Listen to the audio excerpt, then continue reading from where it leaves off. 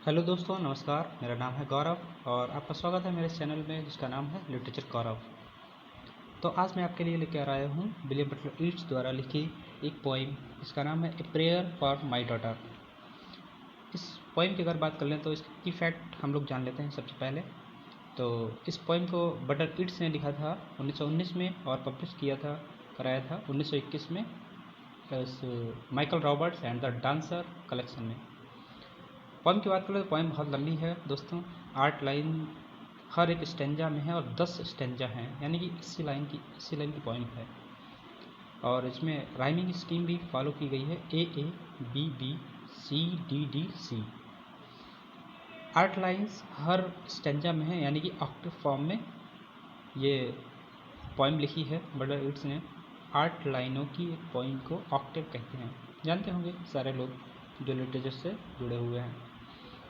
ठीक है। A prayer for my daughter, तो डॉटर का मतलब यहाँ पर विलियम बटलर यीट्स की अपनी खुद की डॉटर से है, जिसका नाम भी है एन यीट्स। और ये पोइम जो है इन्होंने लिखी थी पैदा होने के 2 दिन बाद ही लिखी थी, यानी कि नवजात शिशु है, यानी कि छोटी है बिल्कुल अभी बहुत, और ये पालने में सो रही है। तो वहीं से इन्होंने इंस्पिरेशन ली हुई है कि वो पालने में सो रही है और विलियम बटलर यीट्स उसको देखते हैं और जो सो रही है और उनके बाहर चारों तरफ जो है एक तूफान सा आया हुआ है। तो ये बड़ा थोड़ा चिंतित हैं उसके भविष्य के बारे में। तो यहाँ पर इस पोइम में एक फादरहुड जो थीम है वो दिखती है। तो ये होगा इसके की फैक्ट। तो हम अपनी पोइम शुरू करते हैं, तो शुरू करें।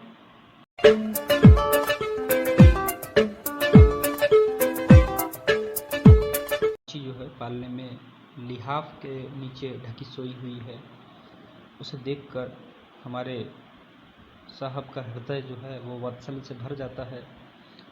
और उधर घर के बाहर एक भयंकर तूफान गरज रहा है, तूफ़ानी हवाएं उठ रही हैं, अटलांटिक महासागर की ओर से आ रही हैं। वह इतनी शक्तिशाली हैं कि अपने मार्ग में पड़ने वाले घास के बूंगों और कमज़ोर छतों को गिराती हुई चल रही हैं। उसकी तीव्र गति, इतनी स्पीड है कि केवल यहाँ पर एक आयरनिकल बात करते हैं ये कि उसकी स्पीड को सिर्फ केवल लेडी ग्रेगरी जो है उसके जंगल और एक नग्न पहाड़ी ही रोक कर धीमा कर सकती हैं। इसका विनाशकारी रूप हमारे विलियम बटलर यीट्स को इतना दुखित करता है कि वह सोचता है कि यह हवा इस बात का प्रतीक है कि संसार के नष्ट होने का टाइम आ गया है, इसके अंतिम वर्ष चल रहे हैं। वह तूफान उसे अपनी प्रेमिका मॉड गॉन की भी याद दिलाती है, जिससे वह बहुत उदास होकर इधर उधर चहलकदमी करने लगते हैं। फिर वह ईश्वर से प्रार्थना करता है कि वह उसकी बेटी को कुछ दैवीय गुण प्रदान करे। हे ईश्वर, तुम जो है हमारी बेटी को कुछ दैवीय गुण प्रदान करो, ऐसा कुछ बोलते हैं। और कहते हैं ईश्वर से कि उसे सौंदर्य प्रदान करना, परंतु उसे सौंदर्य तो देना, लेकिन इतना भी सुंदर मत बना देना कि उसे देखकर उसका प्रेमी प्रेम में पागल ही हो जाए और वह लड़की स्वयं, यानी कि मेरी बेटी खुद जो है स्वयं सौंदर्य के कारण इतने घमंड से शीशे में अपने देख के उसको अपने आप को पागल हो जाए। इसका कारण यह है कि अत्यधिक सौंदर्य जो होता है वो भी नारी को घमंडी और निर्दयी बना देता है।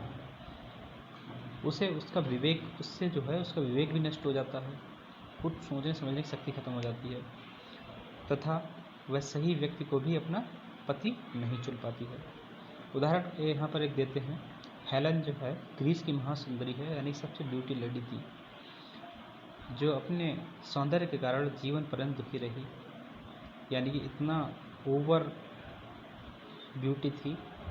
तो उसे जो है मूर्ख प्रेमी मिला था पेरिस नाम का, उसके साथ रहकर उन्होंने अपना कष्ट उठाया था, बड़ा कष्ट झेला था। एक और एग्जांपल देते हैं यहाँ पर, वीनस नाम की एक अपनी सुंदरी देवी हैं लिटरेचर में, लैटिन ग्रीक में।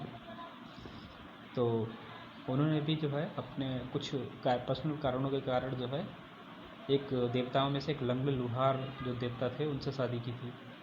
तो अत्यधिक सुंदरी जो नारियां थीं वो अत्यधिक घमंडी के कारण जो है वो उन्हें एक तरीके से पागल बना देता है, अत्यधिक घमंड। तो यहाँ पर ये कहते हैं कि उनका जो अविवेक है उसे वैवाहिक जीवन के सुखों के आधार को नष्ट कर देता है तो यहाँ पर कवि गॉड से प्रार्थना करते हैं कि बेटी को शिष्ट व्यवहार देना, यानी शिष्टाचार देना, ऐसे गुण प्रदान करना कि जिसके कारण सौंदर्य वाली नारी जो है केवल शिष्टाचार से ही अपने प्रेमी का दिल जीत सकती है। सही भी बात एक तरीके से बताते हैं कि सुंदर स्त्री जो है, सुंदर ही होना काफ़ी नहीं होता है, एक अच्छा दिल भी होना चाहिए।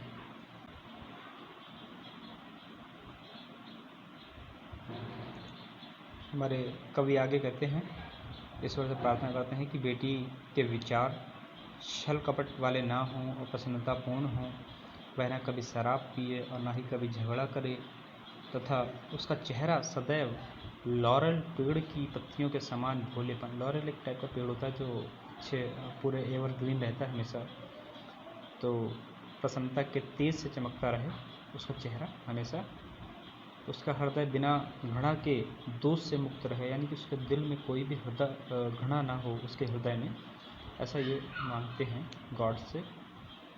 और बौद्धिक घमंड भी ना हो, ठीक है, अच्छा आचरण चाहते हैं बिल्कुल। और बौद्धिक घमंड की एक तरीके से एग्जांपल देते हैं कि मॉडकॉन ने भी अपने सौंदर्य के घमंड के कारण जो है और हिंसापूर्ण शब्दों के कारण एक क्रांतिकारी वक्ता, स्पीकर, रिवॉल्यूशनरी स्पीकर बनने के लिए अपना सौंदर्य कुर्बान कर दिया। घृणा से विहीन होकर कवि की बेटी की आत्मा निष्कपट, प्रफुल्ल, संतुष्ट व तेज से प्रकाशित रहेगी। इस कामना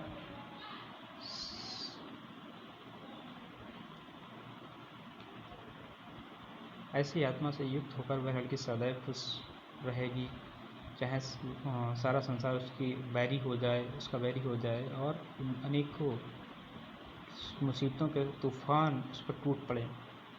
अंत में कवि यही कामना करता है कि बेटी की शादी किसी ऐसे युवक से हो जाए जो ऐसे उच्च कुल वाला हो, जिसमें परंपराओं, संस्कारों एवं शिष्टाचार पूर्ण व्यवहार को बड़ा सम्मान दिया जाता हो। कारण भी है ये कि घृणा और असभ्यता तो सामान्य जनों की साधारण चीज़ें हैं, परंतु सौजन्यता, शिष्टाचार उच्च कुलीन वर्ग में ही मिलता है। कारण है उच्च कुलीन जीवन परंपराओं एवं शिष्टाचार पूर्ण संस्कारों और व्यवहारों में जड़ जमाए हुए हैं अभी भी, यानी कि निम्न वर्ग के लोग जो हैं उनमें शिष्टाचार खत्म हो गया, ऐसा ये कुछ बताते हैं। यहाँ पर उच्च कुलीन वर्ग की ये कुछ ज़्यादा ही तारीफ करते हैं। ठीक है, तो जैसा है इन्हें जो समझ में आया वो इन्होंने लिखा और बस।